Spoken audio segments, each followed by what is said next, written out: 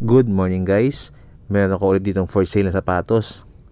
Pre-loved na to pero napakaganda pa rin at swabe ng kondisyon. Kung ikaw ay masailan, approve sa ito.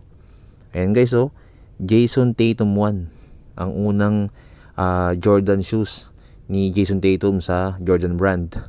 Ang tawag sa colorway nito is St. Louis colorway.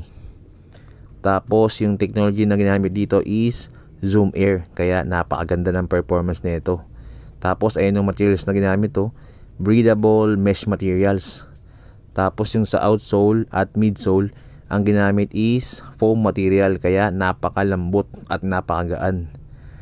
Tapos meron na din siyang guys XDR or extra durable rubber para mas matibay.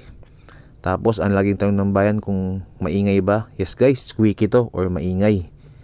Tapos sizing niya guys is 2 to size. Kaya kung lapad ng paa mo, pasok sa ito. Tapos yung SRP nito guys is 6,895, pero ibibigay ko lang sa inyo sa halagang 5,000 pesos. Guys, size 11 to guys, napaka rare size na ngayon ng size 11. Kaya guys, kung matipo niya to, PM nyo lang ako. Okay? Ayun lang guys, maraming salamat sa uulitin.